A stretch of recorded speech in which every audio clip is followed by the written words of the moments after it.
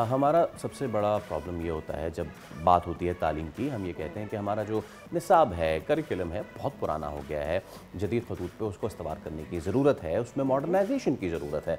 तो अब कुछ मॉडर्नाइजेशन हुई है और वो ये हुई है कि मुल्क भर में मैट्रिक की सतह पर तालीम के निज़ाम में बड़ी तब्दीली का इम्कान है। साइंस, कॉमर्स और CS कंप्यूटर साइंस के साथ अब टेक्निकल और ज़राअत को भी बाकायदा तालीमी ग्रुप्स के तौर पर मुतारिफ़ कराने पर गौर किया जा रहा है। अच्छा, अब इस मकसद के लिए IBCC का मुशावरती इजलास भी इस्लामाबाद में तलब कर लिया गया है।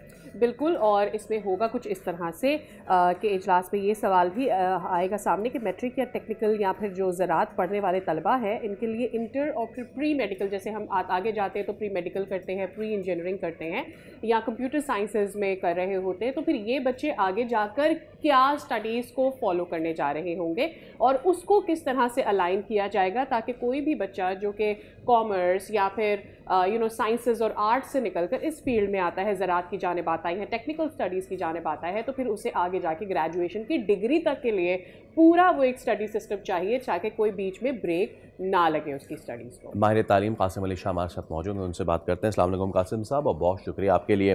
वक्त की ज़रूरत थी कासिम साहब ये काम होना। अब आप क्या समझते हैं कि देर आयत दुरुस्त आयत, बुनियादी इसको इस्लाह समझते हैं आप? किस हद तक जो है हमारी ग्राउंड रियलिटी से ये रिलेटेबल है?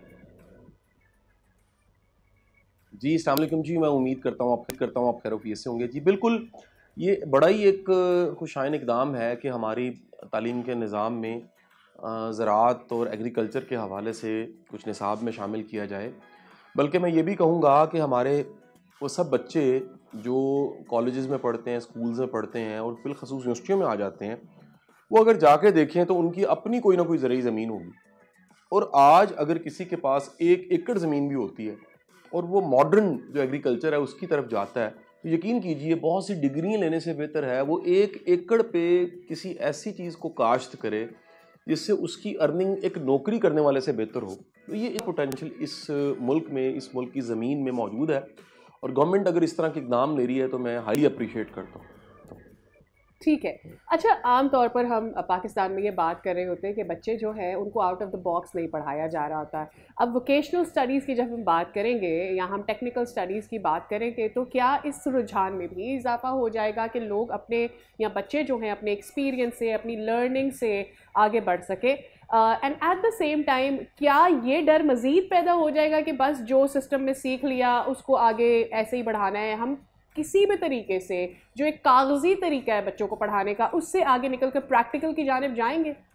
देखिए, इस पे कोई दूसरी राय नहीं है कि हमारा सारा तालीमी निज़ाम जो है वो नंबर, रट्टा, GPA, डिग्री के साथ जुड़ा हुआ है। लेकिन अगर स्किल्स की तरफ जाएं और टेक्निकल स्किल्स और फिर मॉडर्न जो AI की स्किल्स हैं उसकी तरफ जाते हैं तो उसमें तरक्की की बहुत ज़्यादा गुंजाइश है। आने वाला जो सारा वक्त है वो क्योंकि स्किल्स का वक्त है और दुनिया में तरक्की याफ्ता ममालिक की यूनिवर्सिटी, इवन हार्वर्ड में डिग्री वर्सेस स्किल्स पे डिबेट हो रही है। तो इस पे कोई दूसरी राय नहीं है कि स्टेट अगर एक्शन लेती है, इसका सक्सेशन प्लान होता है, 10 साल का, 20 साल का विजन सेट होता है और वो स्किल्स जो हैं वो 12 करोड़ यूथ को मिलती हैं तो एक इनकलाब आ सकता है। अच्छा, ये बताइए कासिम साहब कि आपको क्या लगता है कि इससे एक तो ये कि जो इंटर में जो बच्चे फिर मेडिकल और इंजीनियरिंग पढ़ें, आगे जाके उनको मसावी हुकूक इसके भी मिलने चाहिए कि जो ये पढ़ें एग्रीकल्चर एंड ऑल, एक तो ये। और दूसरा ये कि इंटरनेशनली अगर कोई हम देखें तो उसकी क्या इक्विवेलेंसी होगी? क्या उससे मदद मिलेगी बच्चों को अगर वो एग्रीकल्चर पढ़ते हैं, टेक्निकल पढ़ते हैं इन देयर इंटरमीडिएट? अच्छा, ये बहुत बड़ा मिथ है कि स्कोप सिर्फ जो है वो डॉक्टर बनने में, इंजीनियर बनने में है। हाँ। दुनिया के किसी भी शोबे में, किसी भी फील्ड में चले जाइए, अगर आप काबिल हैं तो आपके लिए पूरा जो जहां है अपॉर्चुनिटी के लिए बैठा है। यूरोप में एग्रीकल्चर के किसी ने डिप्लोमा किए हैं तो फारिग नहीं बैठ सकता। ऑस्ट्रेलिया में किसी ने एग्रीकल्चर का छोटा सा डिप्लोमा किया और किसी एक फसल की भी उसकी एक्सपर्टीज़ है, हैंड ऑन एक्सपीरियंस है, कोई सर्टिफिकेट उसके पास है। पूरी दुनिया में जॉब्स अवेलेबल है और हमारा ह्यूमन रिसोर्स, ये जो वर्ड हमने बनाया कि ब्रेन ड्रेन होता है, ये बिल्कुल गलत वर्ड है। हमें ब्रेन एक्सपोर्ट के वर्ड को इंट्रोड्यूस करवाना चाहिए कि यहाँ से स्किल्स लें बच्चे, कल्चर की बेशक स्किल्स हों और जाके दुनिया जहान में सर्व करें, पाकिस्तान की रेमिटेंस बढ़े। अच्छा, वैसे तो हम ये जानते हैं कि हमारे पास कितना बड़ा ज़राई रकबा है और हमारे जो बड़े हैं वो खेती बाड़ी एग्रीकल्चर ही करते रहे हैं, वो एक्सपर्ट्स हैं इसमें। लेकिन हमें जिद्दत भी इख्तियार करनी है। जब आप इन बच्चों को अब पढ़ाएंगे एग्रीकल्चर या टेक्निकल स्टडीज़ पढ़ाएंगे, हमारे पास क्या असातिज़ा, एक्सपर्ट्स, उनको प्रैक्टिस करवाने वाले लोग मौजूद हैं जो हम सिस्टम में शामिल कर सकेंगे? इसमें कोई दूसरी राय नहीं है कि ये पूरी कैंपेन डिज़ाइन करनी पड़ेगी जिसमें वालिदैन को पता हो, सोसाइटी के नए पैमाने सेट हों कामयाबी के, नाकामी के, और लोगों को पता लगे कि अगर हम कोई भी स्किल सीखते हैं तो वो स्किल सीखने वाला नंबर डिग्रियों पर की बात कर रहा है, वो तो हुनर की बात कर रहा है। हुनर वाला जो है वो कभी बेरोज़गार नहीं हो सकता। अच्छा, अब ये बताएं कि मौजूदा जो दौर है एक तो आईटी का, उसमें किस किस्म की मज़ीद जिद्दत की ज़रूरत है, एक तो ये भी बताइएगा। और दूसरा ये कि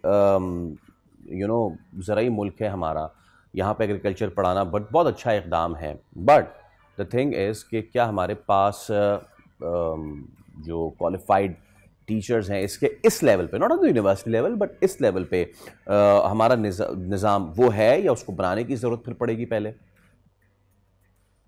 ये एक बहुत बड़ा चैलेंज है जी कि हमारे पास वो काबिल ट्रेनर नहीं होंगे, या वो कह लीजिए कि स्किल्ड उतने लोग नहीं हैं जो सिखा सकें इन स्किल्स को। तो इसके लिए मेरा ख्याल है टीचर ट्रेनिंग प्रोग्राम और ट्रेनर्स को ट्रेन करने का जो प्रोग्राम है गवर्नमेंट को, वो भी साथ ही साथ में इंट्रोड्यूस करना। ठीक है कासिम अली शाह साहब, के वक्त का हम उम्मीद करते हैं कि जब ये हो निज़ाम फाइनली मुतारिफ हो तो ये हम इसमें भी उसी तरह पीछे ना रह जाएं जिस तरह हम आईटी में पीछे रह गए थे। सन 2010 आ गया था और हम अपने बच्चों को मुख्तलिफ ट्रेनिंग सेंटर्स में ये बता रहे थे कि फ्लॉपी ऐसे सीपीयू में जाती है और फ्लॉपी सीपीयू से ऐसे बाहर आती है, जबकि 2010-12 में ब्लू रे का कॉन्सेप्ट पूरी दुनिया में आ गया। एक चीज़ जो मैं इसमें ऐड करना चाहती हूँ, हम जानते हैं कि हमारे यहाँ खेती बाड़ी की जाती है, एग्रीकल्चर होता है, ये सारी चीज़ें हैं, लेकिन इस एग्रीकल्चर की अगर सिर्फ ज़राअत की मैं बात करूँ, उसकी स्टडीज़ की हमारे यहाँ इसलिए ज़रूरत है क्योंकि अभी तक हम जितनी जिद्दत एग्रीकल्चर के शोबे में आ चुकी है, हम उसे अडेप्ट नहीं कर पाए हैं अभी तक। तो वो अडेप्टेशन नहीं आई है। यहाँ से जब हम बच्चों को पढ़ाएंगे तो फिर वो हमारे एग्रीकल्चर को आगे लेकर जा सकते हैं। सब्सक्राइब करें और बेल दबाएं ताकि कोई खबर रह न जाए।